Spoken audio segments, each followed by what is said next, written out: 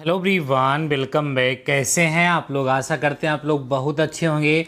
Dear selectors, आज के इस वीडियो में हम आपके साइंस के बड़े ही इम्पॉर्टेंट टॉपिक के बारे में डिस्कस करने वाले हैं, जिसका नाम है सार्थक अंक, जिसको हम इंग्लिश में बोलते हैं सिग्निफिकेंट फिगर्स। डियर स्टूडेंट्स, इसके बेसिस पे एक क्वेश्चन आपके एग्जाम में ज़रूर से ज़रूर पूछा जाता है। सो ये वीडियो आपके लिए बहुत ही ज़्यादा इम्पॉर्टेंट है, खूब ध्यान से समझिएगा। इसमें हम आपको विद एग्जाम्पल रूल को समझाएंगे। देन वीडियो के लास्ट में टास्क में कुछ क्वेश्चंस भी आपको देंगे, जिन्हें आपको सॉल्व करना और कमेंट्स में जाकर के अपना आंसर बताना है, जिससे ये क्लियर हो जाएगा कि आप इसको कितनी हद तक समझ पाए हैं। तो आइए बच्चों, वीडियो को स्टार्ट करते हैं। देखो बच्चों, यहाँ पे लिखा है सार्थक अंक अर्थात सिग्निफिकेंट फिगर्स। लिखा है बच्चों, किसी माप को जितने अंकों में शुद्ध रूप से व्यक्त किया जा सकता है, अर्थात उन अंकों की संख्या जिसके द्वारा किसी राशि को निश्चित रूप से व्यक्त किया जा सकता है, उसे सार्थक अंक, उसे सिग्निफिकेंट फिगर बोलते हैं। जैसे बच्चों लिखा है 5.247 सेंटीमीटर, कहीं पर भी आप लोगों ने लिखा हुआ नहीं देखा होगा। तो क्या होता है कि वो उसकी एक क्षमता होती है, कैपेसिटी होती है, कहाँ तक उसको हम लोग वहाँ पर शो कर सकते हैं, दिखा सकते हैं। तो उसी को सार्थक अंक, उसी को सिग्निफिकेंट फिगर कहा जाता है। तो किसी भी दी गई संख्या को सिग्निफिकेंट, कितने फिगर हैं उसमें, कितने उसमें सार्थक अंक हैं, इसको ज्ञात करने के लिए केवल एक ही नियम नहीं लगता है, कई सारे रूल्स वहां पर यूज होते हैं। उन्हीं रूल्स के बारे में इस वीडियो में हम डिस्कस करने वाले हैं। देखिए ध्यान से, नंबर पहला रूल देखिएगा बच्चों, आपको आपकी स्क्रीन पे दिखेगा। लिखा है 10 की घातों के गुणनफल का सार्थक अंकों की संख्या पर कोई प्रभाव नहीं पड़ता है। जैसे समझने का प्रयास करो बच्चों, जैसे यहां पर आपके पास लिखा है 8.2 इंटू 10⁻², यहाँ लिखा है 8.2 इंटू 10⁻4। तो ये जो यहाँ पे 10⁻² लिखा और यहाँ पे जो 10⁻4 लिखा हुआ है, इसके सार्थक अंक से कोई मतलब नहीं। हमें सार्थक अंक केवल इसी का देखने से, इसमें दो सार्थक अंक हैं तो इसमें भी दो ही होंगे, इसमें भी दो होंगे। ये जो घात लगी हुई है 10 की घात, यहाँ पर जैसे यहाँ पर गुणे में 10 की घात 6 भी लग जाएगी, तो उस घात से वहाँ पर कोई प्रभाव नहीं पड़ेगा। जो मूल संख्या होगी, जो दशमलव के रूप में या उस तरीके से लिखी हुई होगी, केवल और केवल उसी के बेसिस पे सार्थक अंक संख्या को निकाला जाता है। क्लियर हो गया पहला नियम। दूसरा नियम देखिए, लिखा है बच्चों, दो अशून्य अंकों के बीच, अशून्य का मतलब नॉन जीरो, मीन्स ऐसी दो संख्याएं जो नॉन जीरो हों, दो अशून्य संख्याओं के बीच सभी शून्य अंक सार्थक होते हैं। अगर दो अशून्य मतलब नॉन जीरो नंबर्स के बीच में जीरो आ गया, तो उस जीरो नंबर की जो काउंटिंग होगी वो सार्थक अंक अर्थात सिग्निफिकेंट फिगर में की जाएगी। जैसे यहाँ पर एग्जाम्पल लेकर के ये समझाए हैं कि 50.002 जो है, इसमें 5 सार्थक अंक हैं। कैसे? देखो यहाँ पे जो 3 जीरो हैं वो नॉन जीरो, माने 5 और 2 क्या है, नॉन जीरो नंबर हैं, इनके बीच में है तो इनकी काउंटिंग होगी। जैसे समझो, जैसे मान लीजिए हम यहाँ लिख दें 40.00007, तो आपसे पूछा था इसमें कितने सिग्निफिकेंट फिगर हैं, तो क्या बताओगे? 1 2 3 4 5 6 7। मतलब अगर ये नंबर और ये नंबर दोनों नॉन जीरो हैं, मतलब ये शून्य नहीं है, तो इनके बीच में जो भी नंबर्स आएंगे उनको सिग्निफिकेंट फिगर में, उनको सार्थक अंक में काउंट किया जाएगा। ये रूल यहाँ पर आपको दूसरा समझ में आ गया होगा। ठीक है, चलिए आगे बढ़ते हैं बच्चों।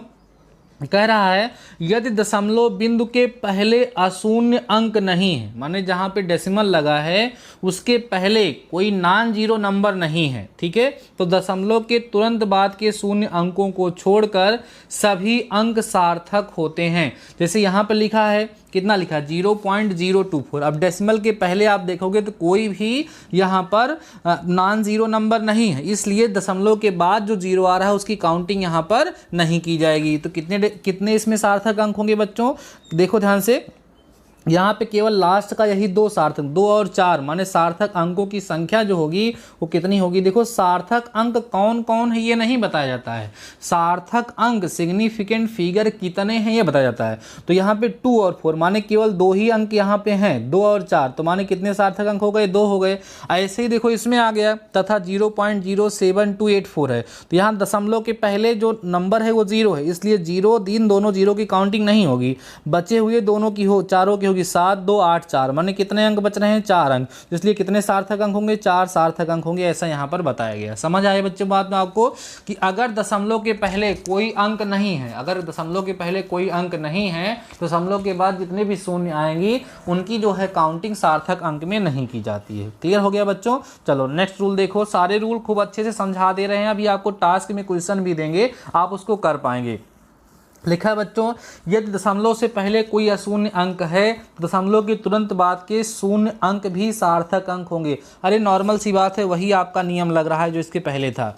जैसे इसमें देखो कितने सार्थक अंक होंगे, ये आपके सामने जो लिखा हुआ है बच्चों, एग्जाम्पल 8.00240 कितने सार्थक अंक होंगे, देखो इसमें 6 होंगे, क्योंकि दशमलव के पहले एक अंक आ गया है तो उसके बाद जितने भी जीरो आएंगे सबको काउंट किया जाएगा सार्थक अंक में। तो 1 2 3 4 5 6 सार्थक अंक इसमें हो जाएंगे, तो आंसर 6 हो जाएगा। इसमें देखो 1 2 3 4, इस 10 की घात से कोई मतलब तो है नहीं, तो कितने सार्थक अंक होंगे इसमें बच्चों, 4 सार्थक अंक होंगे, यहाँ पर ये बताया गया है।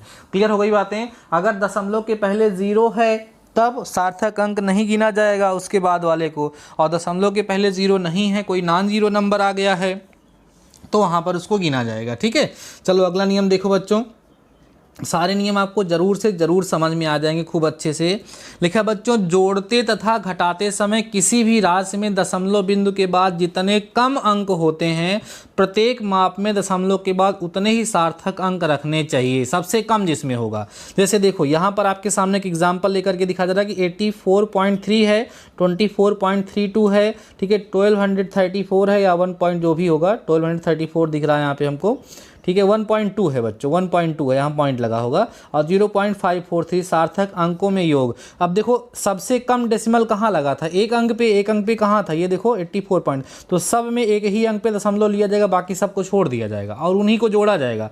माने जब कई सारी संख्याएं आपको दशमलव में दी गई हों, किसी में दशमलव के बाद 3 अंक लिखा हो, किसी में दशमलव के बाद 4 अंक लिखा हो, किसी में दशमलव के बाद 1 अंक लिखा हो, तो जिस संख्या में दशमलव के बाद सबसे कम अंक लिखा होगा उसी को लिया जाएगा और सबको जोड़ा जाता। इन तीनों को जोड़े तो देखो कितना आएगा, 110.3 आया। अब इसमें सार्थक अंकों की संख्या कितनी होगी बताओ, 1 2 3 4 सार्थक अंक यहाँ पर आपका हो जाएगा और ये आंसर हो जाएगा। क्लियर हो गई बातें, समझ में आ रहा है बच्चों। काफ़ी हद तक आपको जरूर से ज़रूर समझ में आ जाएगा, क्योंकि सारे रूल को काफ़ी अच्छे से हम यहाँ पे डिस्कस करने का प्रयास कर रहे हैं और स्क्रीन रिकॉर्डर से आपको इस तरह के समझा रहे हैं कि आपको यहाँ पर रूल भी दिख रहा है, क्योंकि अभी बोर्ड पे लिखते सारे रूल को लिखने में काफ़ी ज़्यादा टाइम भी लग जाता है। तो इस मेथड से समझाने से फ़ायदा क्या है कि आपको कम समय में ज़्यादा चीज़ें समझ में आ जाएंगी। ठीक है, और यहाँ पर आपके सामने सारे रूल लिखे हैं, इसको अपनी नोट्स में बच्चों नोट भी कर सकते हो। ठीक है, चलिए आगे बढ़ते हैं। कह रहा है विभिन्न मापों की गुणन था भाग करने पर प्राप्त गुणनफल था भागफल में केवल उतने ही सार्थक अंक रखने चाहिए जितने की सबसे कम सार्थक अंक वाली संख्या, जो सबसे कम सार्थक अंक वाली संख्या होगी वही लिखी जाएगी। जैसे लिखा है बच्चों, यदि किसी घनाभ की लंबाई चौड़ाई तथा ऊंचाई इतनी दी गई है तो इसका आयतन इतना निकालोगे। तो इसमें अगर आयतन में सार्थक अंक पूछता है तो अगर आप इसको देख के बताओगे तो 1 2 3 4 सार्थक अंक आप बता दोगे, लेकिन जो लंबाई चौड़ाई और ऊंचाई देखिए इसमें सबसे कम सार्थक अंक किसमें है, 2। इसलिए बच्चों इसमें जो इसके आयतन में सार्थक अंक जब पूछा जाएगा तो कितना लिखोगे आप, 2 ही लिखोगे। समझ में आ रही बात है ना। तो इस चीज़ को ध्यान रखिएगा। इसके बेसिस पे मैंने आपको एक क्वेश्चन भी प्रोवाइड कराया था, तो आशा करते हैं कि अब आप लोगों ने सार्थक अंक के कंप्लीट रूल रेगुलेशन को बच्चों समझ लिया होगा। इसमें आपके माइंड में अभी कोई समस्या नहीं आएगी। आई होप आपको पूरा समझ में आ जाएगा डियर स्टूडेंट्स। अब देखिए इसके बेसिस पे कुछ क्वेश्चंस आपको टास्क के रूप में हम प्रोवाइड कराने चल रहे हैं, उसको आप लोगों को करना है और कमेंट सेक्शन में जाकर के मुझे बताना है कि इसका आंसर कितना आने वाला है। देखो जब तक आप टास्क को कंप्लीट नहीं करोगे बच्चों, तब तक ये कैसे पता चलेगा कि आपको ये समझ में आ गया है। ठीक है, चलिए पहला क्वेश्चन मैं आपको यहाँ पर देता हूँ, जो आपको करना है यहीं पर लिखूंगा और आप लोगों को इसको करना है और मुझे बताना ज़रूर से ज़रूर है बच्चों।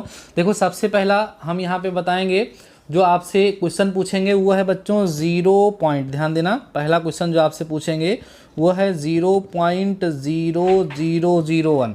देखो ध्यान से 0.0003 तीन जीरो लगा है 1, ठीक है। ये आपके सामने दिया गया है और आपसे पूछा जा रहा है कि इसमें कितने सार्थक अंक होंगे। पहला क्वेश्चन है 0.0001 में कितने सार्थक अंक है, पहला क्वेश्चन है।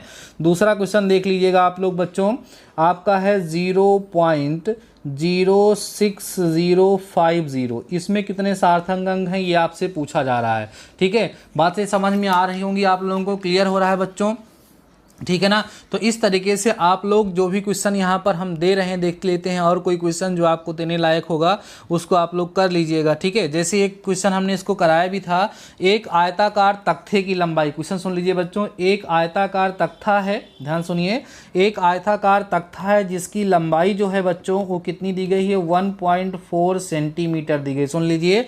और चौड़ाई जो है बच्चों, इसकी चौड़ाई देखिएगा ध्यान से आप लोग, यहाँ पर ये जो दिया है बच्चों सेंटीमीटर नहीं है, इसको देखिएगा ये मीटर दिया गया है, ठीक है। 1.4 मीटर यहाँ पर आपको दिया गया है, देखिएगा 1.4 मीटर दिया हुआ है। और चौड़ाई बच्चों 84 सेंटीमीटर दिया गया है, 84 सेंटीमीटर। तख्ते के क्षेत्रफल को उचित सार्थक अंकों में होगा, मतलब इसका आपको क्षेत्रफल निकालना है और क्षेत्रफल में कितने सार्थक अंक होंगे आपको बताना है। तो लंबाई मीटर में है, चौड़ाई आपकी सेंटीमीटर में है। पहले आप इसको किस में बदलोगे, मीटर में, दोनों को गुणा करके तब आप देखोगे जो आपका मान आएगा उसमें कितने सार्थक अंक हैं। और बच्चों आप लोग इसको हमें ज़रूर से ज़रूर बताएंगे। बातें समझ में आ रही हैं। अगला क्वेश्चन देखिएगा जो हम आप लोगों से यहाँ पर पूछने वाले हैं। देखिए सारे के सारे क्वेश्चन आप फटाफट से कर लेंगे अगर रूल को आप लोगों ने, नियम को आपने समझा है। 0.310, ठीक है, इंटू 10⁻³ बच्चों, इसमें कितने सार्थक अंक हैं, इसमें कितने सार्थक अंक हैं, इस क्वेश्चन में आप लोगों से पूछा जा रहा है। आशा करते हैं कि आप लोग इसको ज़रूर से ज़रूर बता देंगे। डियर स्टूडेंट्स, ये वीडियो जो मैंने आपको प्रोवाइड कराया ये आपको कैसा लगा ये कमेंट सेक्शन में जा कर के आप बताना बिल्कुल मत भूलिएगा, जिससे कल संडे है इस तरह के और भी वीडियोज़ आपको हम प्रोवाइड कराएँ। साथ ही साथ बच्चों मंडे से सिलेक्टर्स बैच के लिए जो हमने 3 क्लास प्लान की है वो आपको ज़रूर से ज़रूर प्रोवाइड करा सके। तो ठीक है बच्चों, आज के इस वीडियो में बस इतना ही। तब तक के लिए शानदार रहिए, मस्त रहिए और टास्क में दिए गए क्वेश्चन को कंप्लीट करके मुझे कमेंट सेक्शन में बता दीजिए। मिलते हैं नेक्स्ट वीडियो के साथ, तब तक अपना ख्याल रखिए। All the best.